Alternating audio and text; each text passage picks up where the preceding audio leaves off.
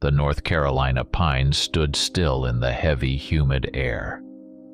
On the ranges of Fort Bragg, the rumble of distant gunfire was a familiar backdrop, part of the daily rhythm for the operators of the 1st Special Forces Operational Detachment Delta Force.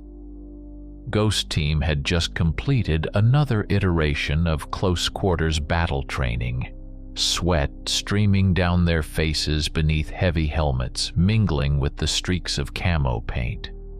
The smoke from simulation grenades still hung in the air, leaving an acrid tang on the tongue. The team leader, known by the call sign Ghost Lead, issued curt instructions to his fire team leaders, Alpha, Bravo, and Charlie, analyzing each operator's performance on the helmet cam footage. A standard debrief after a demanding yet routine training evolution. Suddenly, the routine shattered. Over a secure comms channel patched directly into the leader's helmet and that of his communications specialist, a signal arrived unlike any standard training alert. Its sharp, demanding tone commanded immediate attention. It was a FRAGO, a fragmentary order, transmitted using top-tier security protocols, top-secret SCI. The signal bypassed the usual base command channels, originating directly from somewhere in the higher echelons. The team leader gestured his comm spec and fire team leaders closer. The other 12 operators froze, sensing the shift in the atmosphere. The training exercise was instantly irrelevant. The task was deliberately vague, an alarming sign in itself. Conduct reconnaissance and neutralization of aggressive, unidentified biological entities, UBEs, within the designated operational area, DOA, designated Dark Zone. Coordinates for the specified zone would be transmitted later, en route, aboard the transport aircraft. The threat level was defined as unknown, but with the addendum presumed high. The rules of engagement, ROE, were unequivocal. Weapons free on any entities identified as hostile UBEs.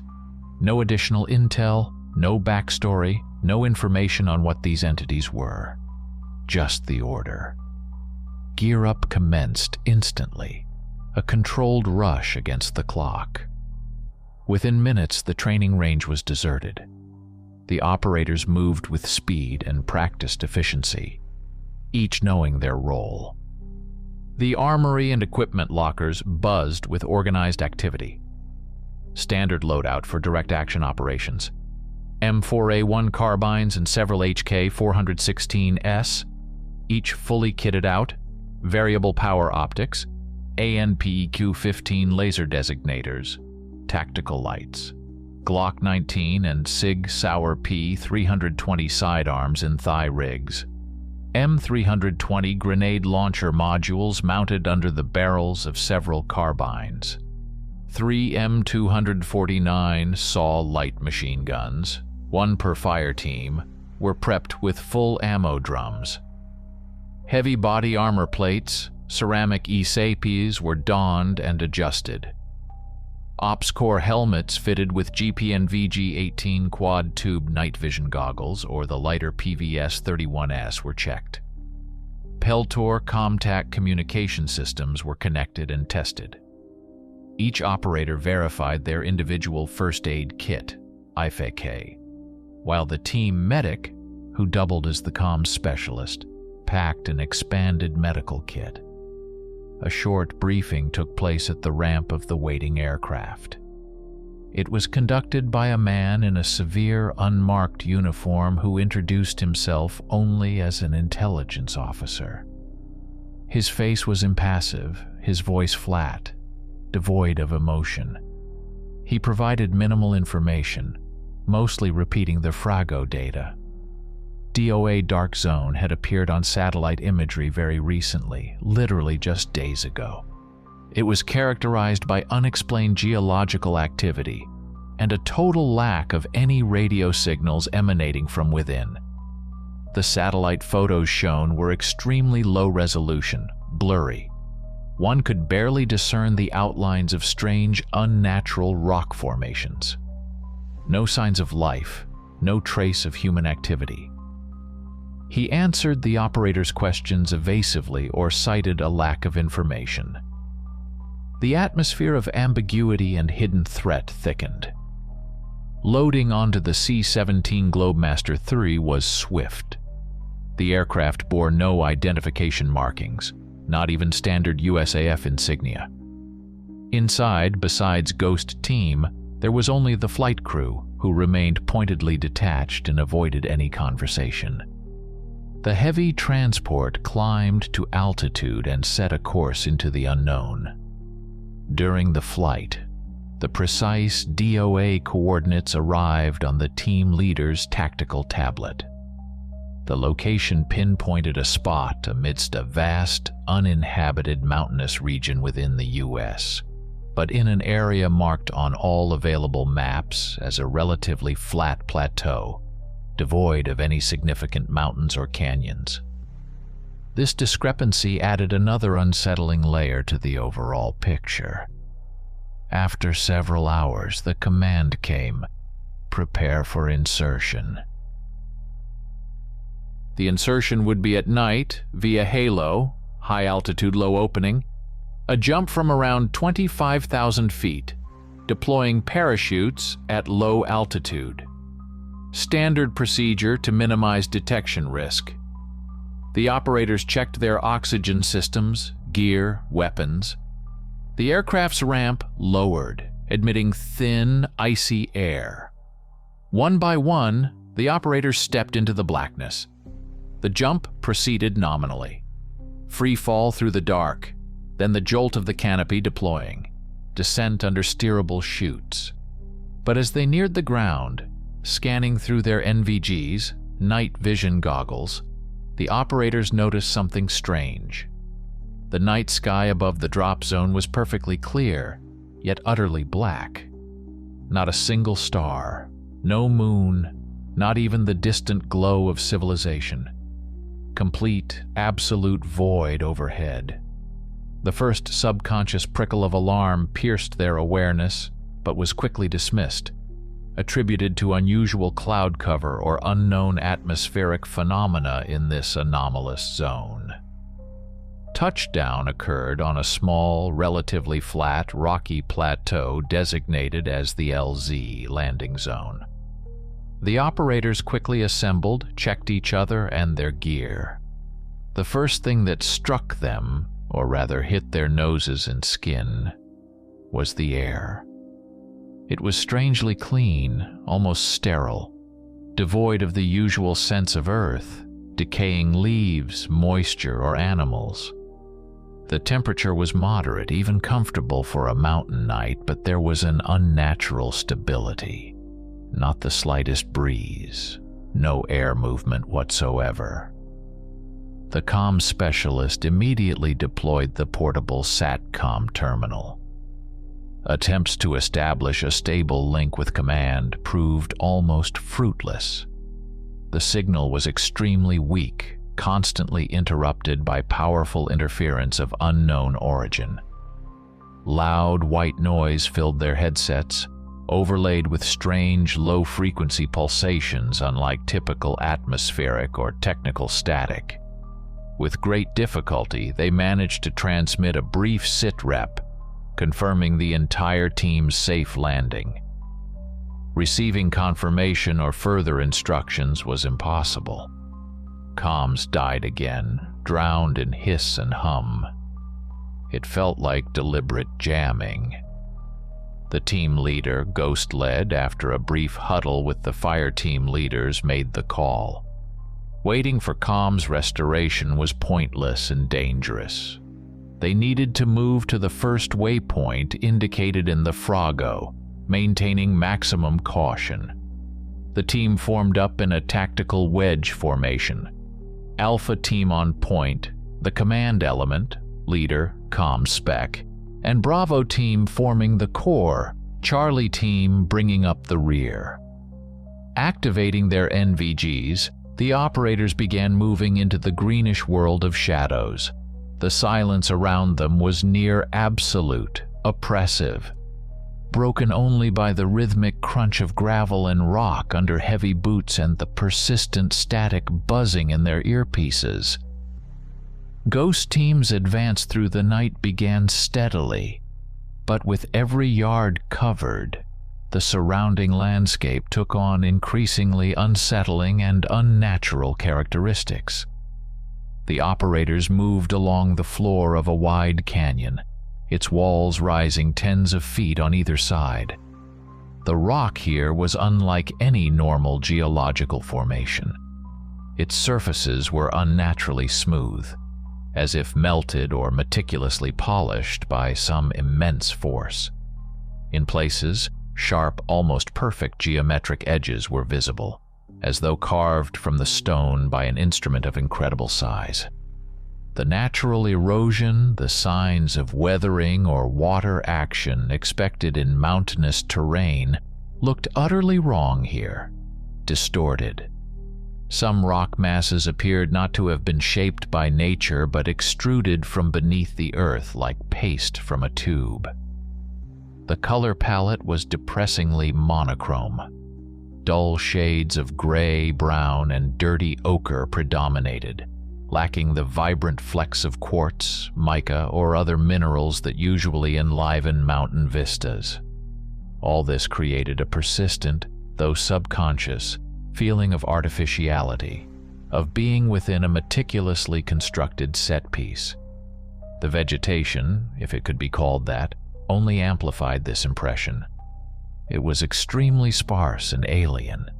Instead of familiar pines, firs, or even stunted mountain shrubs, the ground was covered in rare patches of tough, thorny plants with thick, leathery leaves of a dark violet, almost black color. Rocks at the base of the cliffs were coated in a layer of unknown moss. Under tactical flashlights, it looked merely like dark smudges, but through the NVGs operating in the infrared spectrum, this moss emitted a faint but distinct glow, creating ghostly patterns on the stones. Not a single familiar tree, blade of grass, or even lichen. The complete, absolute absence of familiar fauna was even more sinister. No chirping insects, no nocturnal bird calls, no rustling of small rodents among the rocks. Nothing.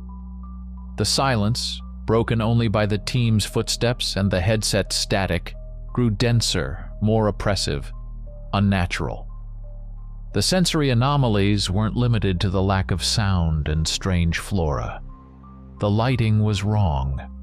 When a semblance of dawn arrived, the sky didn't brighten with a rising sun, but simply lightened uniformly, acquiring a pale, unnaturally even blue hue with no visible light source. The shadows remained very short, diffuse, and indistinct, like on a heavily overcast day beneath a thick cloud layer. Yet the sky itself remained perfectly clear, without a single wisp of cloud. The air temperature had barely changed since nightfall, remaining just as moderate and stable. The sterile, odorless air continued to cause a slight irritation in their throats. Some operators began quietly complaining of growing headaches and mild disorientation, a feeling that their vestibular sense was malfunctioning. Technical navigation aids also began to fail, confirming the anomalous nature of the zone. GPS receivers on their EUDs, end-user devices, either couldn't acquire satellite signals at all or showed wildly contradictory, jumping coordinates, rendering them useless. Built-in electronic compasses behaved erratically as well, the needle constantly swimming, slowly rotating or pointing in random directions. The team had to revert to time-tested methods: terrain association and navigating by azimuth using good old-fashioned liquid-filled compasses, which seemed more stable, though even their readings felt suspect. The paper map issued before departure proved less than useful.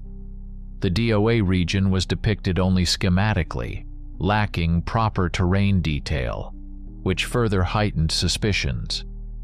It was then that Alpha Team, on point about 50 yards ahead of the main element, discovered the first concrete signs of the unidentified biological entities. On the smooth, polished surface of a high cliff face, about 10 feet off the ground, were 3 deep, parallel gouges. They were immense, several feet long each, and left with such incredible force that the grooves were deeply scored into the hard stone, which the operators could barely scratch with their high-carbon steel combat knives. Analysis left no doubt. They were made by something possessing 3 massive, incredibly sharp claws. A little further on, descending into a small depression with softer, rock-strewn soil, the operators stumbled upon tracks.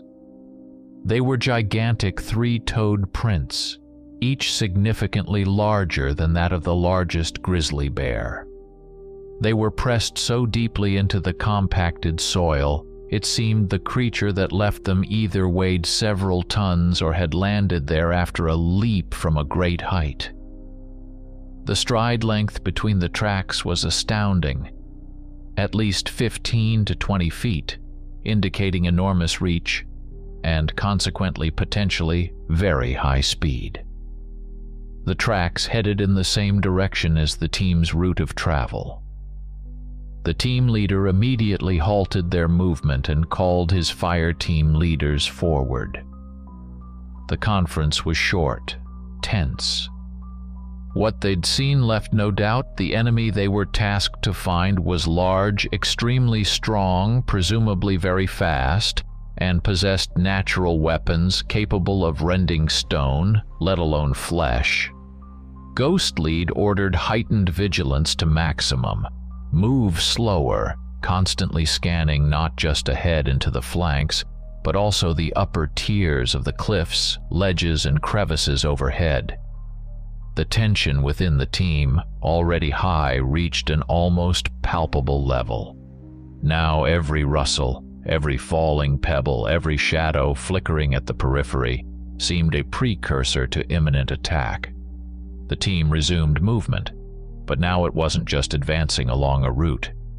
It was a slow, tense probing of hostile territory where danger could lurk behind every outcrop. They had entered the hunting grounds, but they didn't yet know who was the hunter and who was the prey. The canyon narrowed, becoming a tight corridor with sheer walls rising 100 feet or more. The unnaturally smooth cliffs pressed in, their mass oppressive, while the pale, diffused light from the sky above barely reached the canyon floor, creating a somber, suffocating atmosphere. Ghost Team moved slowly in a stretched-out file, the operators of Alpha Team on point meticulously scanning every ledge, every shadow ahead. The static in their headsets seemed to intensify, interspersed with a low-frequency hum that created an unpleasant pressure in their ears. Every operator kept a finger indexed on their trigger, ready for instantaneous reaction. Movement, spotted by Alpha's point man. A sharp, unnaturally fast silhouette darted across a rocky ledge about 70 yards ahead, disappearing behind an outcrop. Contact.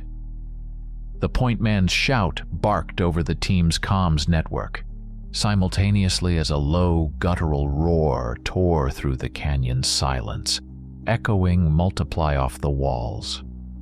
Almost instantly, shadows rained down upon the team from the ledges on both sides and from dark fissures in the rock. Several dark, swift figures leapt down, using the rock faces to break their fall and alter their trajectories. The creatures, now visible in detail under tactical lights and through NVGs, were nightmarish embodiments of power and aggression. They moved on 2 powerful muscular hind legs, bent sharply at the joints, allowing for incredible leaps. Long forelimbs, ending in 3 enormous sickle-shaped claws easily a foot long, were used for balance, scrambling up sheer walls and, obviously, for attack. The creatures stood 8, perhaps 10 feet tall when fully upright. Their bodies were covered in segmented armor of a dark, almost black color, with an oily, chitinous sheen. Beneath the armor, ridges of rippling muscle hinted at unbelievable power. Their heads were elongated, somewhat flattened, with no visible ears or noses. Multiple pairs of faceted eyes set along the sides of the head glowed a dull red under the NVG's illumination.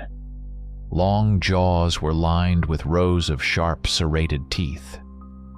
The creatures emitted a mixture of low, vibrating roars and sharp, piercing clicks, like the sound of cracking chitin. Their movements were startlingly fast, jerky, unpredictable. They effortlessly used the vertical surfaces of the canyon walls, launching themselves off them to attack from unexpected angles. The Delta operator's reaction was instantaneous, honed by hundreds of hours of training. The team executed standard operating procedures, SOPs, for reacting to an ambush. Alpha Team on point immediately engaged the closest targets, bearing the brunt of the initial assault. The core element, Bravo and Charlie teams, along with the commander, dispersed, taking cover behind boulders and rock spurs, and laid down a heavy volume of suppressive fire, concentrating on targets on the upper ledges and flanks. Charlie team at the rear provided security, preventing the enemy from enveloping the team from behind.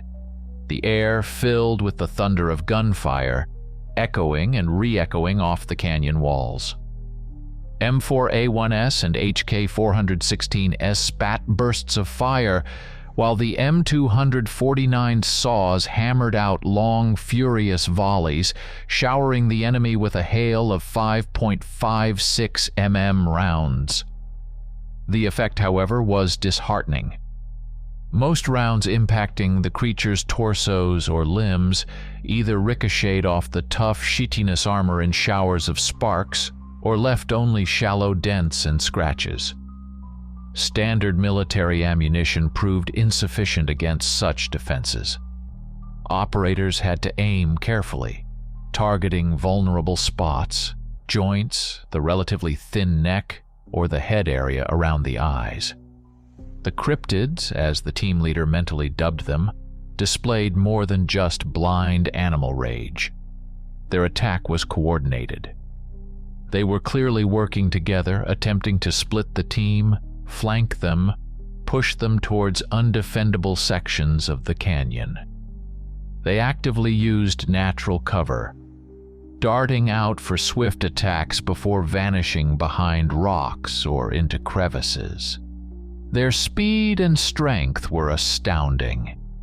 One cryptid made an incredible leap, covering at least 30 feet through the air, landing directly in front of a Bravo team operator, knocking him off his feet with a single blow from a massive forelimb. Another creature attempted to drag a wounded Alpha operator up the cliff face, seizing his leg firmly in its claws. In this brief but incredibly ferocious engagement, Ghost Team suffered its first casualties. The operator designated Bravo 3, the one struck down by the leaping cryptid, was killed instantly. A massive claw punched through his body armor near the armpit, one of the few relatively vulnerable points in standard protection, inflicting a fatal wound. His cry was cut short almost immediately. 2 other operators were wounded. Alpha 2, the one being dragged, suffered a deep, ragged laceration to his leg before his teammates drove the creature off with concentrated fire. Charlie 4, covering the rear, was slammed against the canyon wall by another cryptid, suffering a severe concussion and a broken arm. Realizing the ineffectiveness of standard rounds, the leader ordered the use of under-barrel grenade launchers. Several 40mm HEDP high-explosive dual-purpose grenades were fired at clusters of the enemy and at those creatures attacking from the ledges. The grenade explosions proved more effective. Shrapnel and the blast wave found vulnerabilities in the armor. Concentrated saw fire on heads and joints also began yielding results. 3 cryptids were neutralized. They collapsed onto the rocky canyon floor, bleeding a thick, viscous fluid of a completely unnatural dark green, almost violet color. This detail, the unearthly blood color, registered as another alarming note in the minds of those who witnessed it. The remaining attackers, assessing the situation and their losses, retreated as suddenly as they had appeared. They vanished swiftly into the shadows of crevices and onto the upper cliff ledges, moving with the same incredible speed and agility. The fight ended as abruptly as it began. A deafening silence fell, broken only by the heavy breathing of the operators, the groans of the wounded, and the persistent crackle of static in their headsets. The team leader immediately requested a sit rep from all elements. The medic rushed to the wounded, tearing open field dressings. Adrenaline ebbed, leaving a heavy residue of shock and the bitter taste of reality. They weren't just facing aggressive animals. These were intelligent, tactically adept, and lethal predators, possessing incredible physical capabilities and formidable defenses. And this was only the first encounter. What awaited them deeper in this damned dark zone? The post-battle lull was brief, tense. While the medic worked frantically on the wounded, trying to stabilize them with the limited means in his kit, the team leader ordered the remaining operators to establish a perimeter and conduct a quick examination of the enemy corpses. They needed to gather maximum intel, fast. Operators cautiously approached the 3 motionless cryptid carcasses sprawled on the rocky ground. The examination confirmed their initial battlefield impressions. The segmented chitinous armor was incredibly tough, hard as steel to the touch. Attempts to chip off a piece or make a deep incision with a combat knife failed. However, at the joints of the limbs, on the neck, and presumably around the abdomen, the armor was thinner, more flexible. These were clearly vulnerable zones. The claws on their forelimbs were razor-sharp, made of a material resembling obsidian or some form of super-hard keratin, capable, as tragically demonstrated, of slicing through ballistic armor plates with sufficient force. The creature's physiology was utterly alien. Their elongated head showed no visible nasal openings or ear structures. How they breathed or heard remained a mystery. The thick blood, already starting to coagulate in the open air, had a dark violet hue and emitted a faint, unpleasant odor reminiscent of ammonia and ozone. The medic attempted to collect tissue and blood samples for later analysis, should the opportunity arise, but encountered an unexpected difficulty. The creature's tissues were extremely dense, fibrous, resisting the scalpel, and the blood clotted almost instantly, turning into a gelatinous mass. It was precisely at this moment, as several operators examined the bodies and the medic treated Alpha 2's leg wound, that something utterly inexplicable and terrifying occurred. The bodies of the slain cryptids suddenly shimmered with a faint, barely perceptible haze like heat rising from scorching pavement. Then, over the next 5 to 10 minutes, the carcasses began to literally dissolve into the air. They didn't burn. didn't evaporate. They simply vanished, melted away like ice in the sun, but much faster. First the limbs faded, then the torso, the head. Soon, where the 10-foot monsters had lain just moments before, nothing remained. No blood, no armor fragments, no trace whatsoever. Only slightly scorched, darkened earth from which rose the faintest smell of ozone. This process of traceless disappearance plunged the experienced soldiers into a state of profound bewilderment and serious alarm. What was it? Some unknown biological reaction? Or even more sinister, some kind of external technology, a cleanup mechanism eliminating evidence? The team leader immediately gathered everyone who could move for a quick tactical huddle right there on the battleground. They needed to adapt their tactics, urgently. Analysis of the engagement was grim. Standard 5.56 mm rounds showed extremely low effectiveness against the cryptids' armored sections. They had to concentrate fire on the identified weak points, joints, neck, head. Using heavier ordnance like the 40 mm headpea grenades was effective, but their supply was limited. They might have to resort to claymore mines or other explosives if setting up defensive positions or ambushes. It was noted that the cryptids didn't act randomly but coordinated their attacks, using ambushes and terrain features. This demanded a change in the team's movement tactics. Move more dispersed, but maintain visual contact and interlocking fields of fire. Constantly observing the upper cliff levels and potential enemy hiding spots. The decision was made to rely more heavily on thermal imagers and NVGs. Although the leader noted that the creature's thermal signatures during the fight seemed odd, smeared, indistinct, also unusual for living organisms. Renewed attempts by the comm spec to contact command failed utterly. The communication situation had only worsened.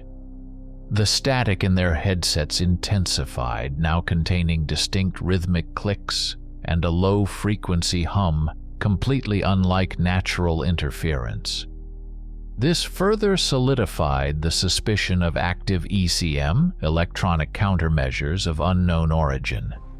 The team was completely cut off, isolated, left to fend for themselves in this hostile and incomprehensible place. The operator's psychological state began to deteriorate. The first losses, 1 KIA, 2 YA who couldn't be evacuated due to the lack of comms and no idea where an evacuation point might even exist, weighed heavily on everyone. The environmental strangeness, the unnatural landscape, the anomalous lighting, the sterile air, the absence of normal flora and fauna created an oppressive sense of isolation and unreality. And the inexplicable disappearance of the enemy corpses added a layer of fear regarding unknown technologies or forces operating in this zone. The feeling of being trapped intensified. However, the iron discipline, elite training, and sheer professionalism of the Delta operators still held sway over fear and confusion. They were soldiers. They had a mission, however impossible it now seemed, and they would see it through. Continuing along a modified route, the primary goal now shifting to finding an exit from the canyon system, or at least high ground to attempt communication or reconnaissance, the team encountered another strangeness.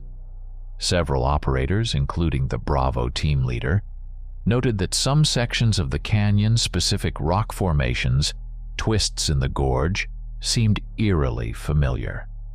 A creeping, persistent sense of déjà vu arose, as if they had passed this way before, even though compass and map indicated continuous forward progress. This feeling of a repeating, looping path added another stroke to the canvas of unreality and hopelessness. Given the total lack of communication, the impossibility of evacuating the wounded, and the escalating hostility of the environment, the team leader made a difficult but necessary decision. The original mission of reconnaissance and neutralization of UBEs was now secondary. The new primary objective was the survival of the team and finding any way out of this anomalous dark zone, or at least re-establishing contact with the outside world. The team began actively searching for routes up to the plateaus, seeking exits from the canyon system, any sign that might point towards the boundary of this bizarre territory. The feeling that they weren't alone solidified into certainty. Ghost Team wasn't just moving through hostile territory, they were being watched. This wasn't paranoia, but the collective assessment of hardened veterans. Periodically, operators, especially those covering the flanks and rear, caught fleeting glimpses of movement on the cliff ridges high above. Indistinct dark shapes that vanished instantly when looked at directly or swept with a light beam. Thermal sights and NVGs registered brief flickers of anomalous activity, blurred heat spots or distortions in the IR spectrum where nothing should be. The cryptids weren't attacking openly, but their presence was constant, like an invisible noose tightening slowly around the team's neck.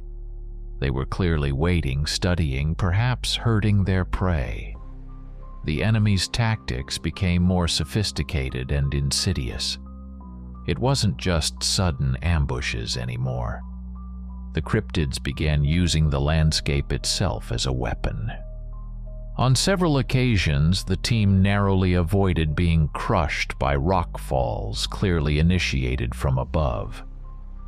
Huge boulders crashed down from ledges, blocking narrow passages, attempting to cut off routes of retreat, or worse, split the team into smaller, more vulnerable groups. In tight spots where the canyon narrowed to just a few yards across, the cryptids orchestrated complex ambushes, attacking simultaneously from the front, above, and from side fissures, forcing the operators to expend precious ammunition and lose momentum. Their actions no longer resembled animals defending territory. This was a deliberate, methodical hunt, calculated to exhaust the humans' physical and psychological resources, isolate them, and gradually eliminate them. New sensory anomalies joined the physical and psychological trials, this time auditory. Periodically, the absolute silence of the canyons was shattered by strange sound effects. Sometimes it was a sudden, ear-splitting, high-frequency screech that lasted several seconds and caused sharp pain in the temples. Other times, the space filled with a low-frequency infrasonic hum that vibrated internal organs, induced nausea, and caused severe disorientation. These sounds arose abruptly, had no apparent source, and ceased just as suddenly, leaving behind ringing silence and frayed nerves. The operators tried to attribute it to local acoustics or geological activity, but subconsciously felt it was another element of pressure, another tool wielded by the unseen enemy or the hostile environment itself. During one of the brief halts to check the wounded and redistribute ammo, an incident occurred that froze the blood in their veins. An operator from Charlie Team, positioned for security and carefully scanning the cliffs above through his rifle scope, suddenly jerked and collapsed silently to the ground. No one heard a shot. The medic rushed over and confirmed instantaneous death. The operator's Ops Core helmet was pierced by a perfectly round hole about half an inch in diameter. The entry point was clean, showing no signs of fragmentation or the deformation characteristic of a bullet impact. The exit wound at the back of the head was significantly larger, but also had strangely smooth edges. This was unlike any wound from conventional firearms. It most closely resembled the mark left by some kind of energy beam or an unknown type of high-velocity projectile. Instant panic mingled with chilling horror. The enemy could attack not only up close but also from a distance and completely silently. The thought of an invisible sniper capable of punching through modern ballistic helmets was almost paralyzing. Though the true cause might have been different, perhaps a cryptid employing some unknown biological mechanism, a sort of acid spit or bone shard projectile. To the soldiers, it looked like an attack using advanced technology. The team's resources dwindled relentlessly. Constant movement over difficult terrain, short but furious firefights, and unending nervous strain took their toll. Ammunition was expended at an alarming rate, especially belts for the saws and 40mm grenades. Supplies of water and energy bars were nearing depletion. Strangely, no one, not even the wounded, felt intense hunger or thirst, despite hours of strenuous physical exertion. This discrepancy also added to the unease, as if their own bodies were no longer obeying normal biological laws. The wounded significantly slowed the team's progress. Their groans became quieter but more frequent. The medic used the last of the painkillers and field dressings, knowing he would soon have nothing left to help his comrades. Visual anomalies joined the auditory ones. Several operators, including the Bravo team leader, reported strange effects at the edges of their vision. Brief, causeless flashes of light, like sparks. Momentary spatial distortions, where straight lines of rock seemed to bend or swim for a split second. Sometimes the air in certain areas would shimmer finely, ripple like the air above hot asphalt on a summer day, yet there was no heat source, and the temperature remained stable. Most chalked these phenomena up to extreme fatigue, stress, dehydration, or side effects from constant NVG use. But doubts crept deeper. Too many oddities. Too much unexplained. The realization of their hopeless situation slowly but surely took hold of the team leader's mind. They were trapped. No exit was apparent. Communication was impossible. The enemy constantly adapted, growing smarter and more dangerous, using the environment itself against them. They were being hunted, corralled, methodically eliminated one by one.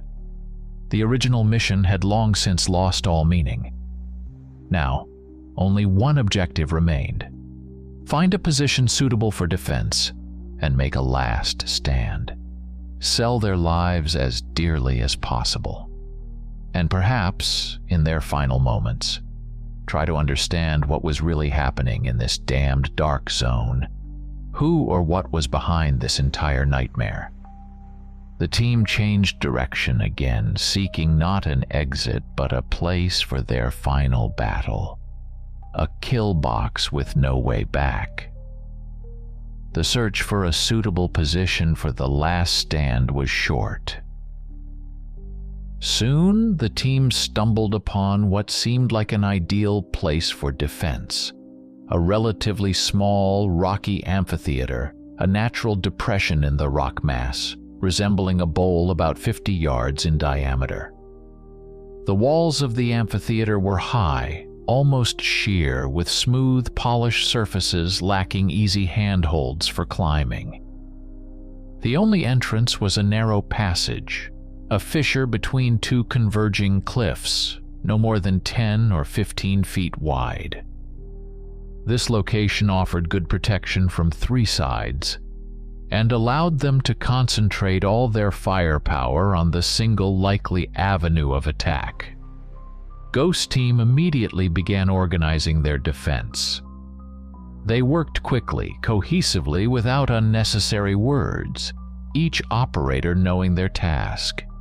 Fire team leaders assigned sectors of fire, designated positions behind natural cover, large boulders and small ledges at the base of the walls. The last remaining M18A1 Claymore mines were set up covering the approach to the narrow entrance, oriented towards the expected attack, with command wires running back to the main positions. The wounded, the Alpha operator with the damaged leg and the Charlie operator with the concussion and broken arm were placed in the farthest and seemingly safest corner of the amphitheater, covered by several teammates. The medic stayed with them, though his ability to help was now exhausted. Once defensive positions were established, it was time for final preparations, checking weapons, cleaning barrels, redistributing the remaining ammunition. Rounds were critically low, especially for these SAW machine guns. Only a few 40mm grenades for the M320S remained. Each operator counted their magazines, setting aside one last round for themselves. An unspoken rule in case capture or worse became inevitable. There was no fear on the operators' faces, only grim, cold resolve. They were professionals to the core, the elite of the armed forces, and they weren't going down without a fight. Brief, businesslike commands from the team leader and fire team leaders echoed quietly in the amphitheater. No panic, no sentimentality, just maximum concentration and readiness to meet the enemy. And then came a strange, unnatural lull. Suddenly, even the persistent static in their headsets ceased. The low-frequency hum that had plagued them for hours vanished. The silence became absolute, ringing, pressing on the eardrums. The sky overhead, visible through the open top of the amphitheater, seemed frozen, a perfect dome of unnaturally flat blue. No movement of clouds, no flight of birds, nothing. This sudden, complete silence before the inevitable storm grated on the nerves far more than open threat or the noise of battle. The anticipation became almost unbearable. The attack began suddenly without warning, without any preliminary sounds or movements. Simply, one moment, the narrow passage leading into the amphitheater was empty, and the next it filled with dark, swift figures. The cryptids poured in, a dense mass, wave after wave. There were significantly more of them than during the first encounter. Dozens of the creatures, roaring, clicking their jaws, their eyes burning with red light. They surged forward, paying no attention to the casualties inflicted by the Claymore mines, which detonated almost simultaneously, blasting hundreds of steel balls into the attackers. The first ranks were literally shredded, but the following waves simply scrambled over their fallen kin and continued their relentless advance. The Delta operators met them with a storm of fire. The amphitheater filled with the deafening roar of gunfire, muzzle flashes, the smell of gunpowder and ozone. The M249 saws hammered out long bursts until they fell silent due to overheating or empty ammo drums. Carbines spat aimed bursts at vulnerable points. The last M320 grenades exploded in the thick of the attackers, scattering chitin fragments and violet blood. The operators fought as a single cohesive unit, honed by years of training. Covering fire, rapid shifts between cover, precise shots to heads and joints. Every round counted. but the cryptids just kept coming, their numbers overwhelming. And again, the horrific phenomenon manifested. The bodies of slain cryptids vanished, dissolving into the air, now almost instantly upon death, failing even to create obstacles or impede the advance of the next wave. The amphitheater quickly filled with attacking creatures. Despite the defenders' desperate resistance and heroism, the defense began to crumble. The cryptids' physical superiority and sheer numbers took their toll. Soon the team stumbled upon what seemed like an ideal place for defense. A relatively small rocky amphitheater, a natural depression in the rock mass, resembling a bowl about 50 yards in diameter. The walls of the amphitheater were high, almost sheer, with smooth, polished surfaces lacking easy handholds for climbing. The only entrance was a narrow passage, a fissure between two converging cliffs, no more than 10 or 15 feet wide. This location offered good protection from three sides and allowed them to concentrate all their firepower on the single likely avenue of attack. Ghost Team immediately began organizing their defense. They worked quickly, cohesively, without unnecessary words, each operator knowing their task.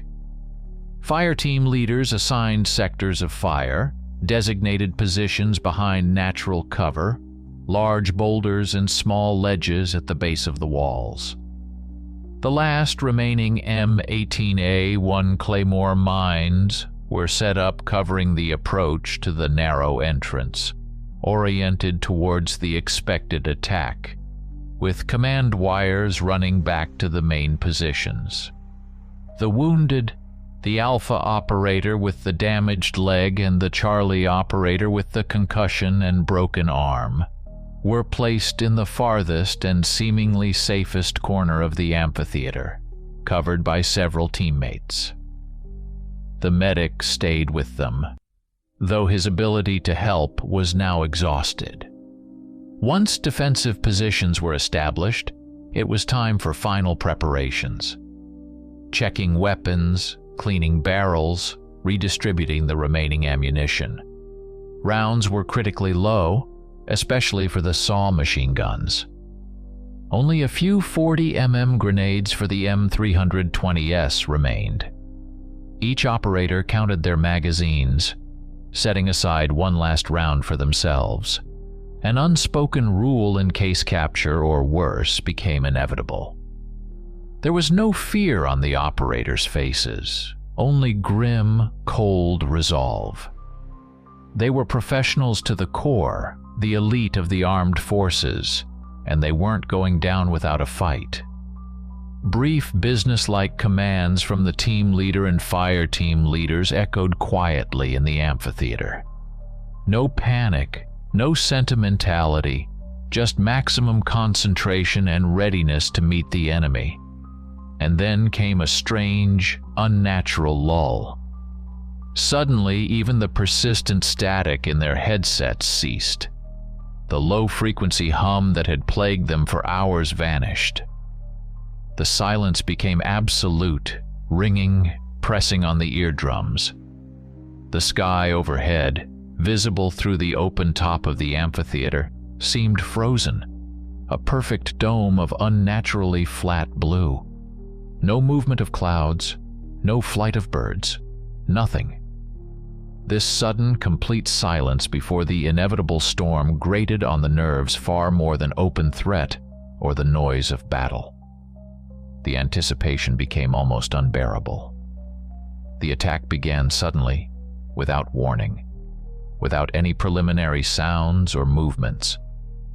Simply one moment, the narrow passage leading into the amphitheater was empty, and the next it filled with dark, swift figures. The cryptids poured in, a dense mass, wave after wave. There were significantly more of them than during the first encounter. Dozens of the creatures, roaring, clicking their jaws, their eyes burning with red light. They surged forward, paying no attention to the casualties inflicted by the claymore mines, which detonated almost simultaneously, blasting hundreds of steel balls into the attackers. The first ranks were literally shredded, but the following waves simply scrambled over their fallen kin and continued their relentless advance. The Delta operators met them with a storm of fire. The amphitheater filled with the deafening roar of gunfire, muzzle flashes, the smell of gunpowder and ozone. The MM-249 saws hammered out long bursts until they fell silent due to overheating or empty ammo drums. Carbines spat aimed bursts at vulnerable points. The last M-320 grenades exploded in the thick of the attackers, scattering chitin fragments and violet blood. The operators fought as a single cohesive unit, honed by years of training. Covering fire, rapid shifts between cover, precise shots to heads and joints. Every round counted. But the cryptids just kept coming, their numbers overwhelming. And again, the horrific phenomenon manifested. The bodies of slain cryptids vanished, dissolving into the air, now almost instantly upon death, failing even to create obstacles or impede the advance of the next wave. The amphitheater quickly filled with attacking creatures. Despite the defenders' desperate resistance and heroism, the defense began to crumble. The cryptids' physical superiority and sheer numbers took their toll. The creatures breached the entrance, overwhelmed the wall of fire, and flooded into the amphitheater proper. Close quarters battle erupted in the confined space. Distances shrank to mere feet. Point-blank shots, savage rifle butt strikes, the clang of sickle claws against ceramic armor plates, the desperate cries of the wounded and the guttural roars of the creatures merged into an infernal chaos. Losses mounted by the minute.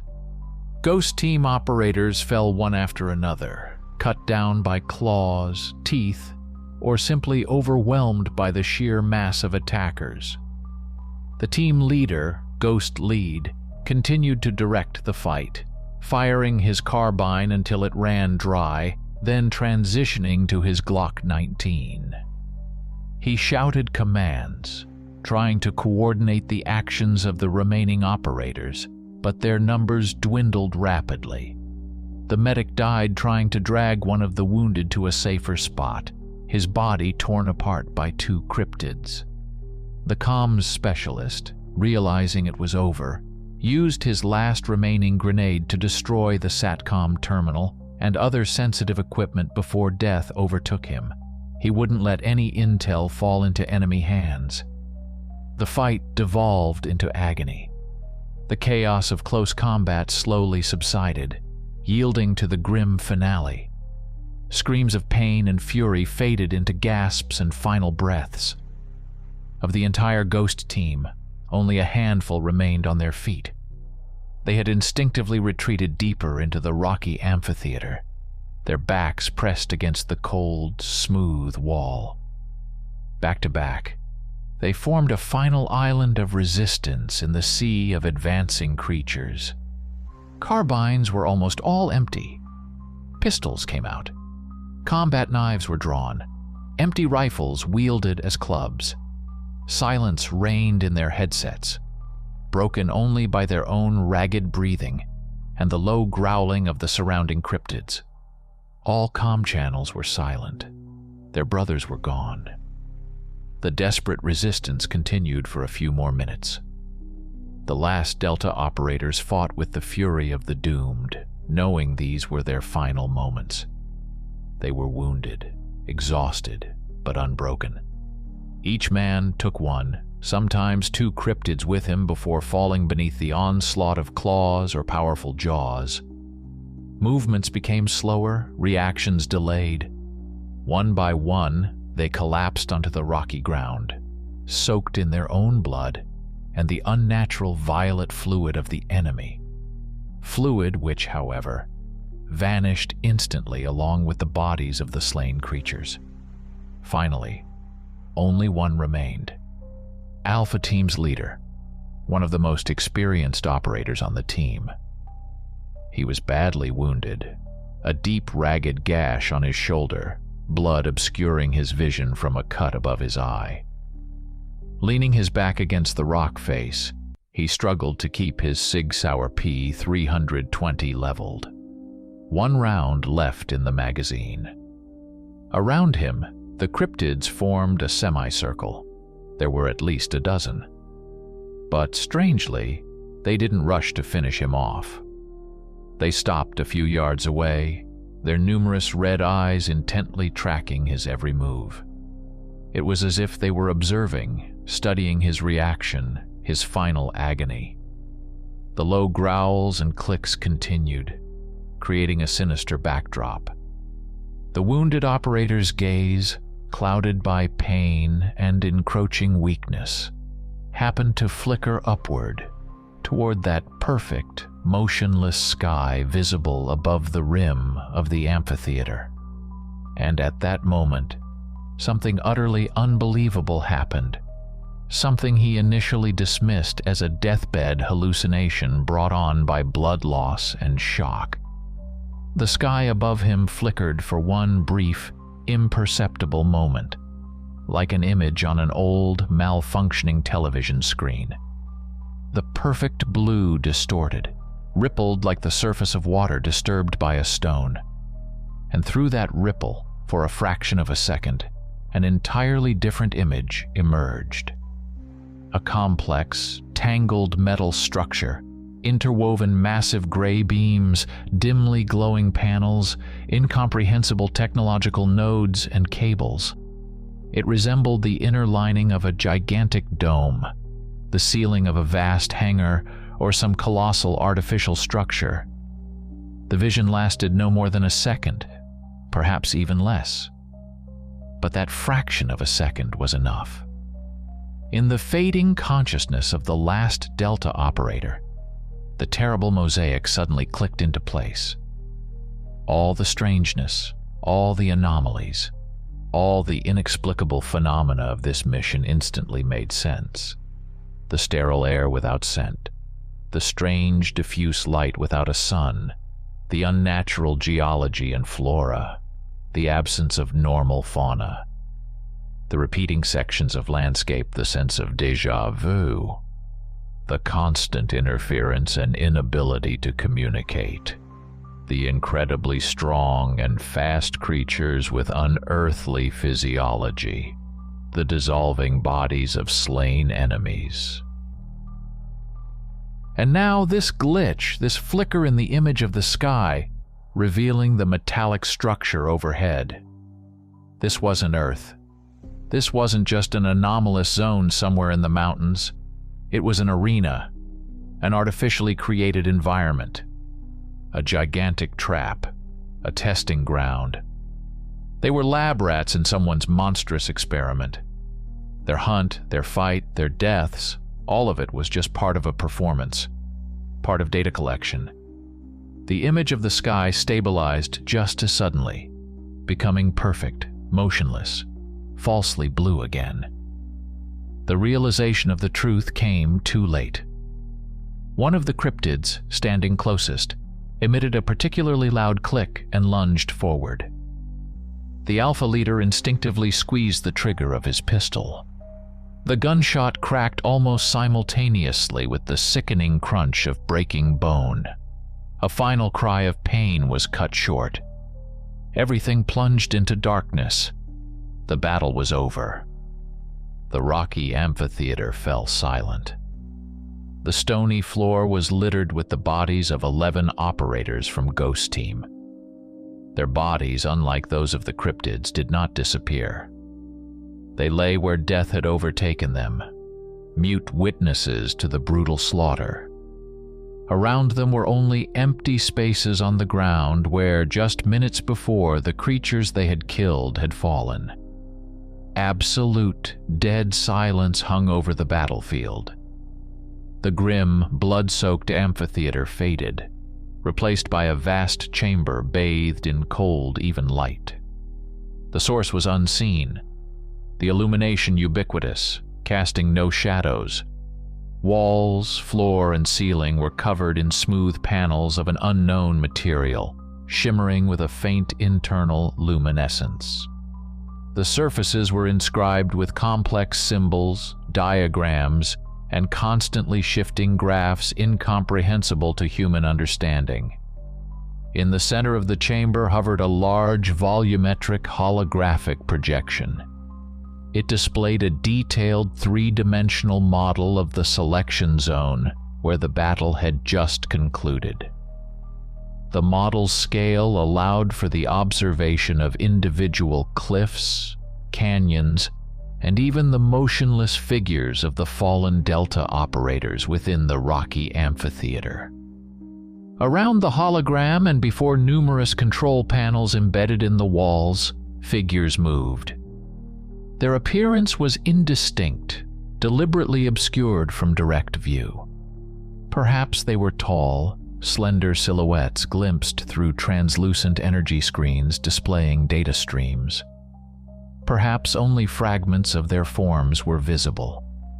Long, multi-jointed limbs with numerous fine digits gliding over touch-sensitive panels.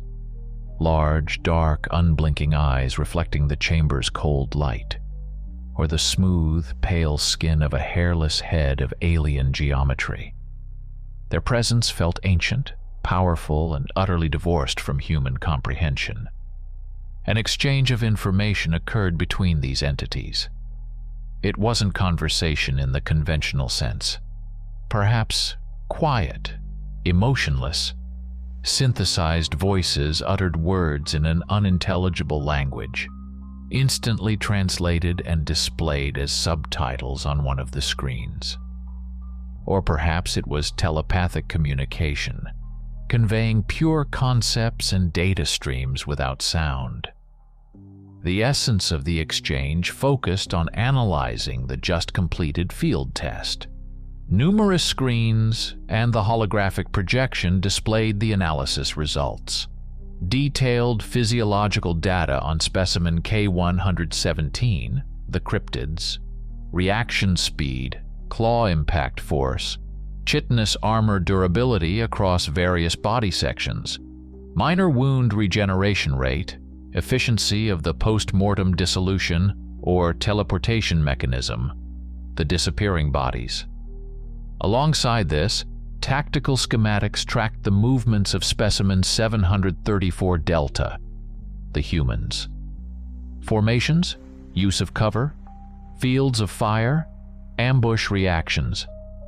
Their weapons' effectiveness against cryptid armor, firing accuracy, and ammunition expenditure were analyzed. Separate displays showed biometric data for each Delta operator, gathered by imperceptible miniature sensors scattered throughout the arena.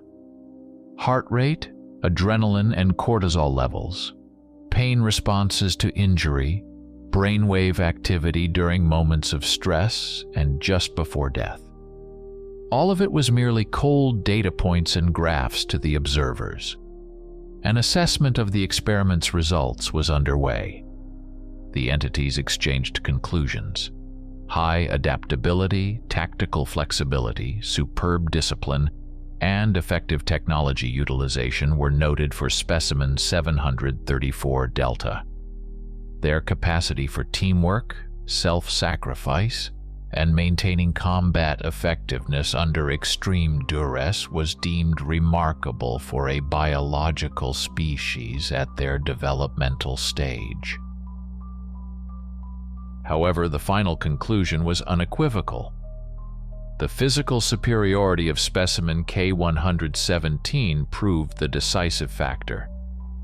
Their strength, speed, durable natural armor, environmental adaptability, and possibly hidden abilities, like the silent ranged attack or the body disposal mechanism, secured their victory in this specific engagement. The human specimen demonstrated vulnerability, when faced with overwhelming physical might and unpredictable enemy tactics that fell outside their standard combat doctrines. During the information exchange, it became definitively clear that this was far from the first, and evidently not the last, such test. The observers were engaged in the systematic collection and comparison of combat units from various inhabited planets across the galaxy. They abducted representatives of the most developed or dangerous species, technologically advanced soldiers like the Delta operators, as well as biologically perfected predators like the Cryptids, and pitted them against each other under controlled conditions within simulated environments.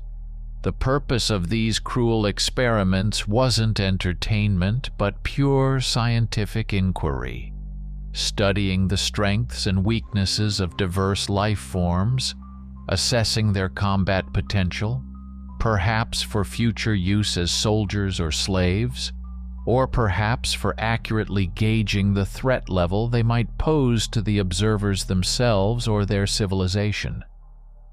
The status of the cryptids was also confirmed. They were not native inhabitants of the selection zone. They were specimen K-117, likewise abducted from their homeworld, a planet that had evidently spawned extraordinarily effective and aggressive predators. It was possible the cryptids had undergone additional genetic modifications or selective breeding by the observers to enhance their combat traits. Ultimately, they were as much victims of this experiment as the fallen Delta team, simply proving to be the more successful instrument in the experimenters' hands for this particular test. The true scale of the selection zone also became apparent. It was merely one of many meticulously simulated and controlled environments, located within a gigantic starship or orbital station. A vast research complex hidden from external detection hung in Earth's orbit, conducting its ruthless studies directly above the heads of an unsuspecting humanity. The battle in the rocky amphitheater was just another episode in a long series of bloody experiments carried out by cold, dispassionate observers from the depths of space. The analysis of data gathered during the engagement between specimen 734 Delta and specimen K-117 was complete. The holographic model of the selection zone faded, replaced by complex diagrams of energy flows and biological metrics. The observers, in their cold, dispassionate exchange, finalized their assessment. The test was deemed successful by all parameters. Data regarding the interaction between advanced human infantry tactics and the aggressive, physically superior cryptid bioform was collected in full and deemed valuable. The human soldiers demonstrated impressive potential in terms of discipline, tool usage, and adaptation to changing combat conditions. But their biological limitations and reliance on technology rendered them vulnerable to unexpected threats, and the brute force represented by the cryptids. The findings were logged into a vast database, alongside thousands of reports from previous similar tests. Now, the next phase of research was on the agenda. Discussion of further actions commenced immediately, without pause or hesitation. Simple, passive observation of Earth and its inhabitants from orbit, which had clearly been ongoing for a considerable time, provided only a limited understanding of human civilization's overall potential. Analyzing the reaction of a small, isolated group of elite soldiers to a specific threat was useful but insufficient. To obtain a more comprehensive picture, an experiment of a different scale was required. It was necessary to study the reaction not only of military forces but also of the civilian population, the planet's entire biosphere, and ultimately the civilization itself, to the direct, albeit limited, introduction of a new, aggressive, and unknown variable. Following a brief exchange of views, a decision was reached. The plan received the designation Introduction. Its essence involved the controlled release of several specimen K-117 individuals directly onto the Earth's surface. The objective: to observe their adaptation to the new environment, their interaction with local flora and fauna, and most importantly, the human response to their appearance. The locations for the deployment were chosen with meticulous care. They needed to be remote, sparsely populated areas, yet not entirely isolated from civilization. Expansive national parks with significant tourist traffic, dense forests bordering populated areas, mountain ranges with scattered farms and hiking trails. These were ideal locations. Such places would provide the cryptids with an opportunity for initial adaptation and hunting of wild animals, while virtually guaranteeing an eventual encounter with humans in the near future, which was one of the primary experimental goals.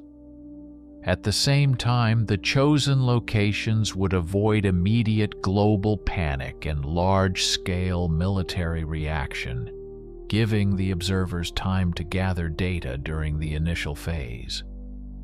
Several healthy, mature cryptid specimens were selected from the reserve held in other sectors of the ship station to carry out Plan Introduction. Perhaps these were individuals that had survived previous tests, or perhaps they were specifically bred for this purpose. Before deployment, they might have undergone additional procedures, genetic tagging to track their offspring, or implantation of miniature tracking and biometric data collection devices, utterly undetectable by human technology. The security of the observers themselves and their research station was also factored in. Briefly, perhaps depicted as a schematic on one of the screens, the cloaking technology rendering their gigantic orbital complex completely invisible to all terrestrial detection methods was referenced or displayed. Radar, optical telescopes, gravitational anomaly detectors. Nothing could register the presence of the massive alien object in near-Earth orbit. Their stealth technology was orders of magnitude beyond anything humanity could conceive. They were utterly confident in their invulnerability and imperceptibility. Preparations for Operation Introduction began immediately. A small transport module, also equipped with total invisibility and silent propulsion systems, was readied for descent into Earth's atmosphere. Inside the module, special capsules or containers held the selected cryptids, possibly in a state of suspended animation or temporary paralysis for safe transport. All calculations, descent trajectory, capsule release points, activation of cryptid life support systems post-landing were performed with cold mathematical precision. In all the observers' actions, there was no hint of any emotion that humans might interpret as malice, hatred, or a desire to inflict harm. It was pure, untainted scientific curiosity, the cold calculation of researchers conducting an experiment on less developed life forms. To them, the lives of the fallen Delta operators and the fates of the cryptids being released onto Earth were merely variables in a complex equation, factors in a global study. The end justified the means, and the end was the acquisition of knowledge, the accumulation of data about the universe and its inhabitants. And humanity, unknowingly, had just become the subject of the next, far more extensive and perilous stage of this relentless experiment. The cryptid deployment onto Earth was executed with surgical precision and absolute stealth. The small, invisible transport module detached from the colossal mother station in orbit and silently entered the upper atmosphere, undetectable by any radar or optical instruments.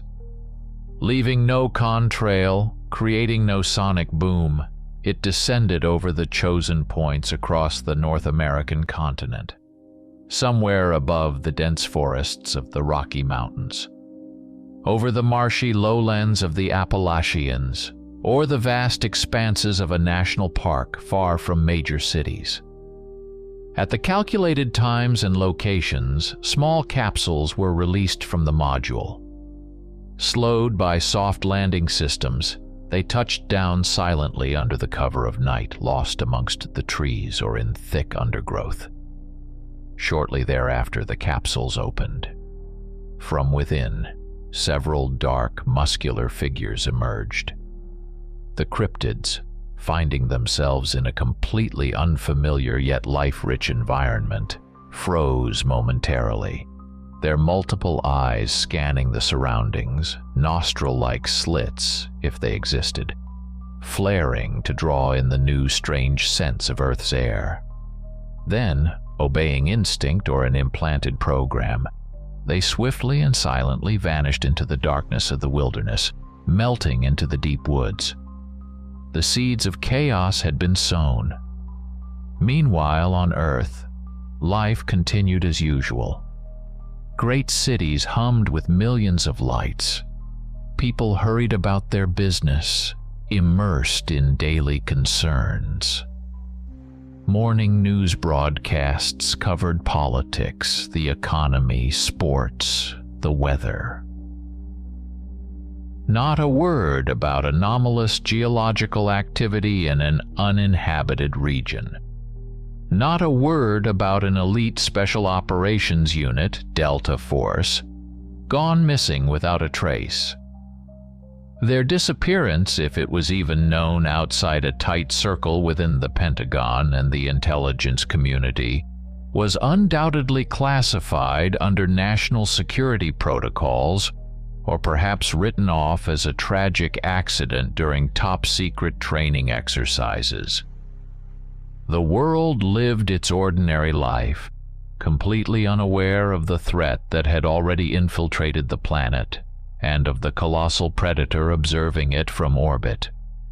High above the planet, in the cold vacuum of space, the enormous alien ship station hung motionless, cloaked by its perfect invisibility field. It was unseen, unheard, untouchable by Earthlings. Within its sterile, cold-lit halls, the observers continued their work. Now their screens displayed not only passive surveillance data from satellites and intercepted signals. New streams of information flowed in. Data from the implanted sensors within the released cryptids.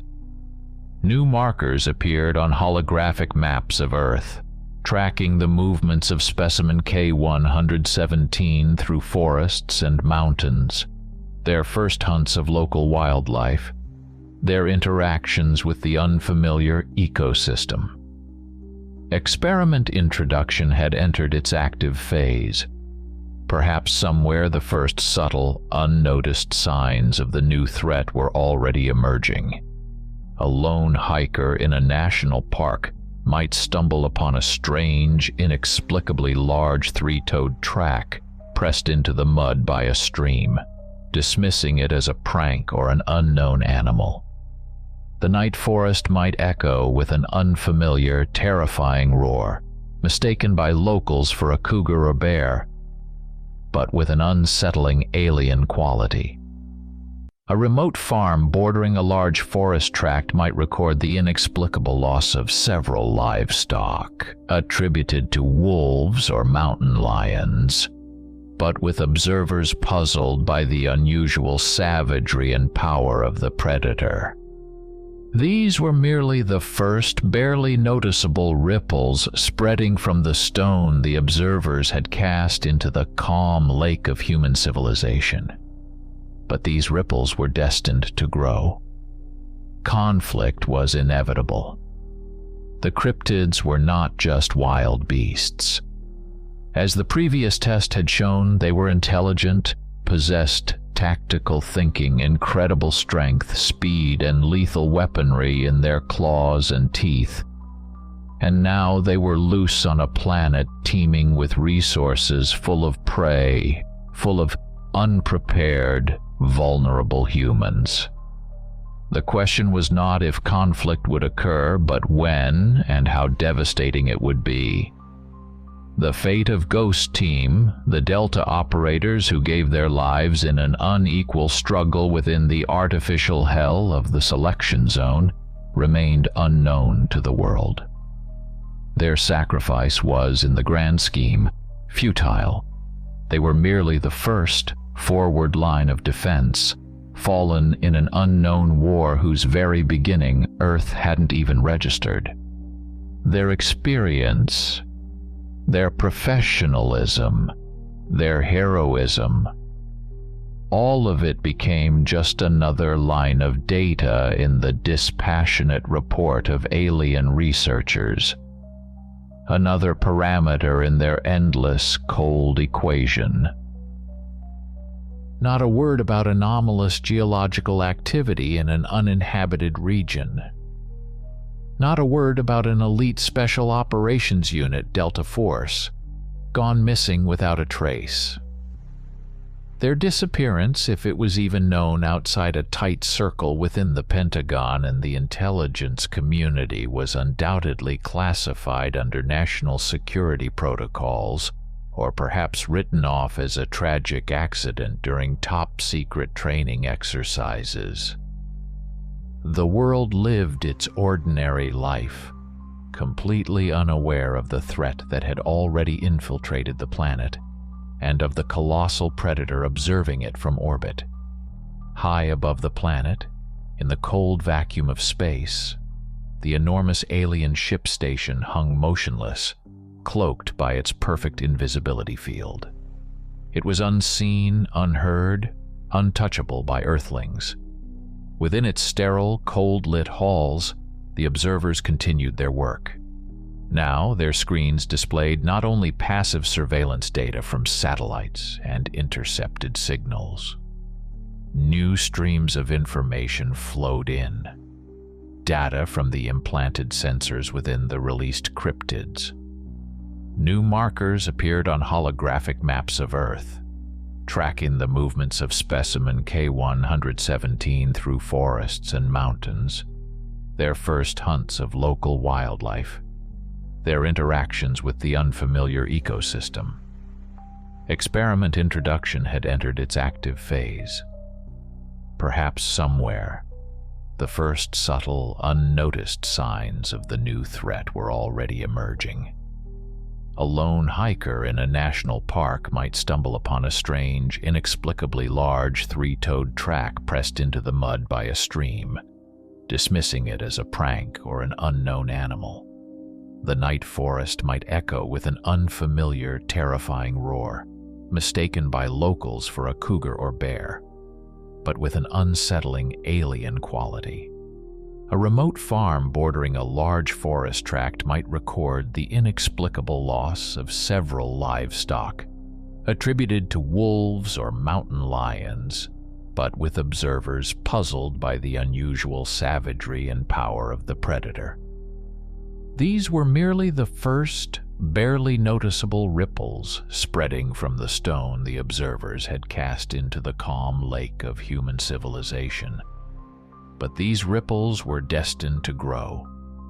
Conflict was inevitable. The cryptids were not just wild beasts. As the previous test had shown, they were intelligent, possessed tactical thinking, incredible strength, speed, and lethal weaponry in their claws and teeth. And now they were loose on a planet, teeming with resources, full of prey, full of unprepared, vulnerable humans. The question was not if conflict would occur, but when and how devastating it would be. The fate of Ghost Team, the Delta operators who gave their lives in an unequal struggle within the artificial hell of the selection zone, remained unknown to the world. Their sacrifice was, in the grand scheme, futile. They were merely the first forward line of defense, fallen in an unknown war whose very beginning Earth hadn't even registered. Their experience, their professionalism, their heroism, all of it became just another line of data in the dispassionate report of alien researchers, another parameter in their endless, cold equation.